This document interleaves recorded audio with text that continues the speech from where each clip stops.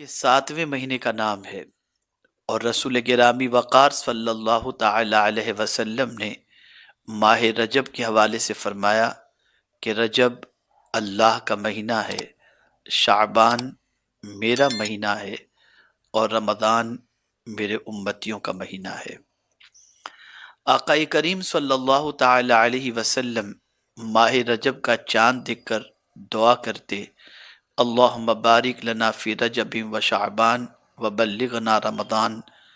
میرے پیارے آقا صلی اللہ علیہ وسلم کے پیارے دیوانوں، ہمیں بھی چاہیے کہ نبی آخر الزمان صلی اللہ علیہ وسلم کی سنت سمجھ کر اس دعا کو ماہ رجب کا چاند دیکھ کر ضرور پڑھ لیا کریں۔ اب آئیے ماہ رجب سے متعلق کچھ ضروری باتیں عرض کروں۔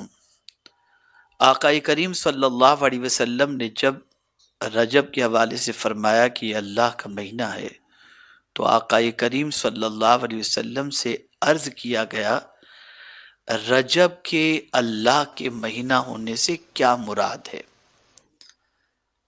تو آقا کریم صلی اللہ علیہ وسلم نے فرمایا اس لیے کہ یہ مہینہ مغفرت کے ساتھ خاص ہے، اس میں لوگوں کی جانوں کی حفاظت کی جاتی ہے۔ اسی مہینے میں اللہ تعالیٰ نے انبیاء کرام علیہ الصلوۃ والسلام کو اپنے قرب کی دولت سے نوازا، اور اسی مہینے میں اللہ تعالیٰ نے اپنے مخصوص بندوں کو ان کے دشمنوں سے نجات عطا فرمائی۔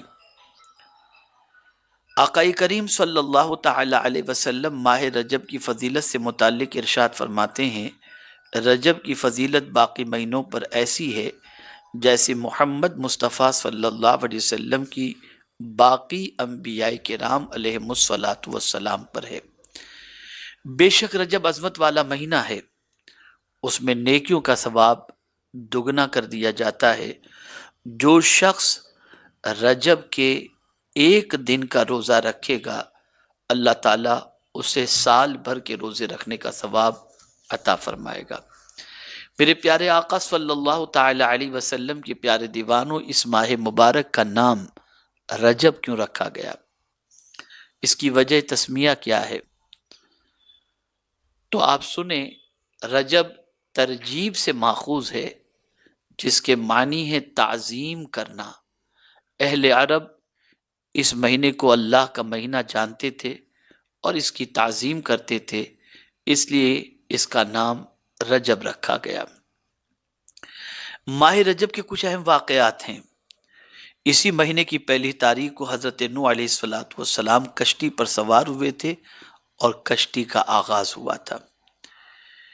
اسی مہینے میں ہمیں سب سے بڑا تحفہ نماز کی شکل کا یعنی پنج گانہ نماز کا تحفہ اللہ نے ہمیں ماہ رجب کے مہینے میں عطا فرمایا۔ اسی مہینے میں زکوٰۃ فرض ہوئی، اسی مہینے میں غزوہ تبوک ہوا، اسی ماہ کی 27ویں تاریخ کو آقا کریم رؤوف الرحیم علیہ الصلوۃ والسلام کو سفر معراج سے مشرف کیا گیا۔ اب آئیے سماعت فرمائیں ماہ رجب کے روزے کی فضیلت کے بارے میں۔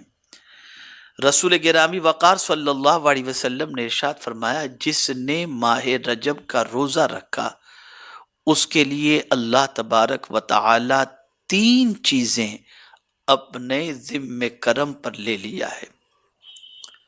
اس کے گزشتہ سارے گناہوں کی معافی، بقیہ عمر میں اس کے گناہوں سے حفاظت، اور قیامت کے دن پیاس سے امان۔ یہ 3 چیزیں اللہ تعالیٰ نے اپنے ذمہ کرم پر لے لیا ہے۔